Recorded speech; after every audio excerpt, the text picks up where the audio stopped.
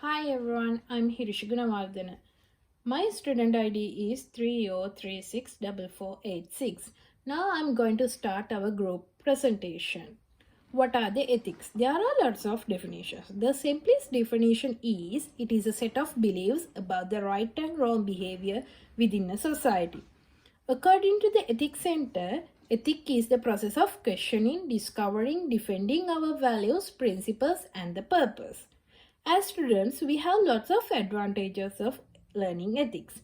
According to Bach, learning ethics helps students to discover moral issues in their lives and to develop their capacity for moral reasoning.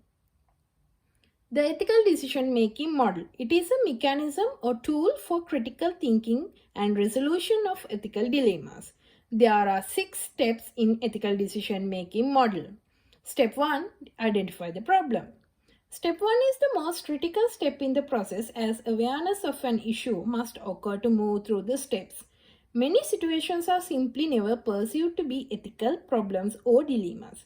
Once the problem has been recognized, the decision maker must clearly state the ethical question considering all the aspects of the problem. If the ethical question does not place principles in conflict, it is a simple matter of right and wrong and no process of ethical decision making is required. Proceeding to step 2 is not necessary if a clear determination of right or wrong has been made. Step 2. Collect information. The decision maker must gather information to make an informed decision. This may be factual information about the situation as it develops. Step 3. State the options.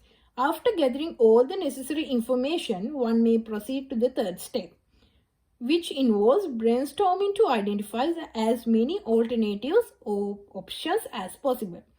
Often the best decision is not the first one that comes to our mind.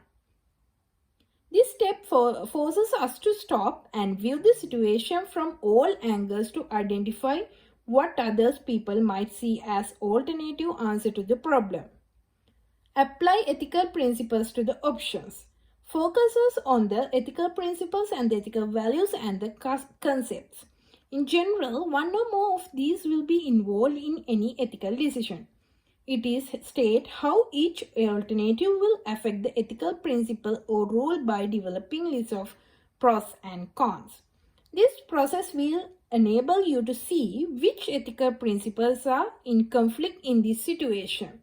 Step 5. Make the decision.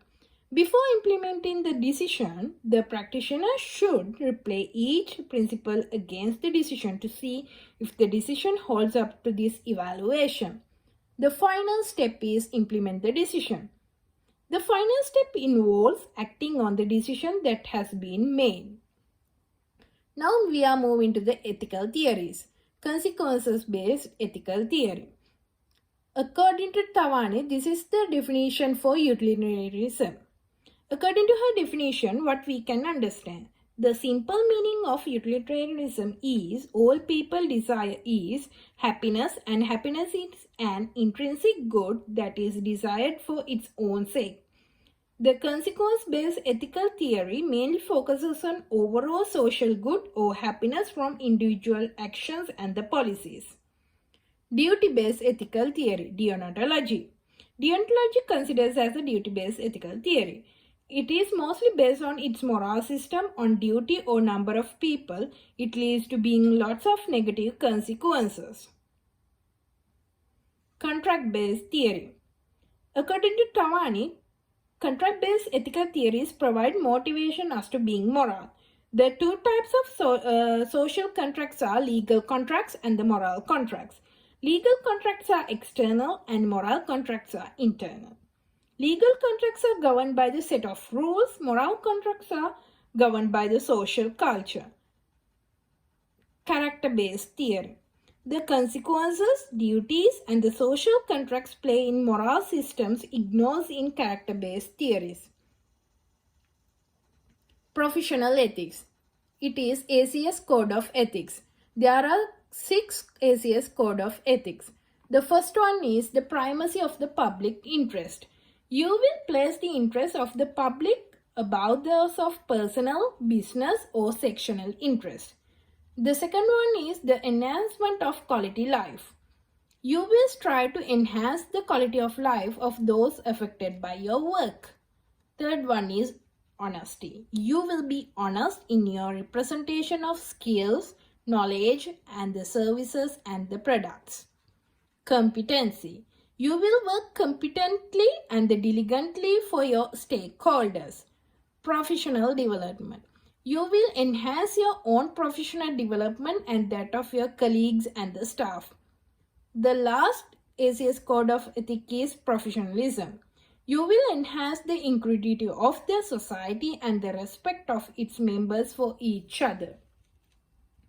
These are the references which we used. Thank you.